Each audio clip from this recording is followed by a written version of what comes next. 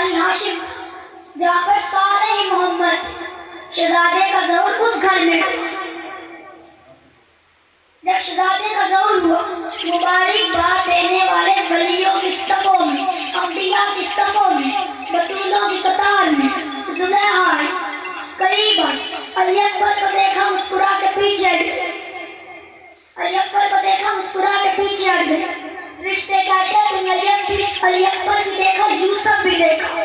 فرق کیا ہے زلیخا کہتی ہے یوسف کا حسن تو میری نظر کا مقید ہے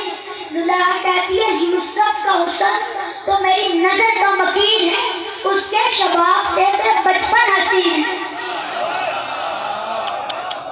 اس کے شباب سے بچپن حسین ہے شہزادے کی عظمت کے کیا کہیں جسم کا سایہ نہیں تھا صرف رسول خدا کا سایہ نہیں تھا بلکہ شہزادے کا بھی سایہ نہ تھا بلکہ اہل بیت میں کسی کا بھی سایہ نہیں تھا چھٹے مسعود سے کسی نے پوچھا آج کا سایہ کیوں نہیں ہوتا تو امام نے فرمایا ہم خود خدا کا سایہ ہیں اور سایہ کا سایہ نہیں ہوتا جب شہزادہ علی اکبر مدینے کی گلیوں میں نکلتے تو لوگ اپنا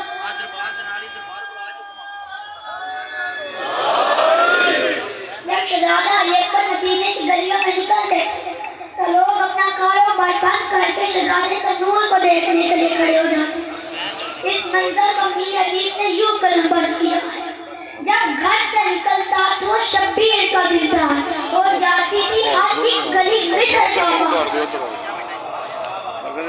وہ جاتی تھی ہر ایک گلی مصر کا باز کربلا میں مولا حسین نے خطبہ دیا شہزادے کے خطبے کو سننے کے لیے 18,000 عالمین میں خاموشی چھا گئی پیغمبری کا لہجہ سننے کے لیے عالمین میں خاموشی چھا گئی عرب میں رواج تھا جو بھی مد مقابل آتا تھا اپنا تین پشت تک تعریف کرواتا تھا کہ میں کون ہوں میرا باپ کون ہے میرے باپ کا باپ کون تھا شہزادہ کہتا ہے تم میں سے کوئی ہوگا نہیں جو بتا سکے وہ کون ہے پہلے بھی ہم ہی تعریف کرواتے تھے آج بھی ہم ہی کروائیں گے شہزادہ یزیدی فوج کو مخاطب کر کے کہتا ہے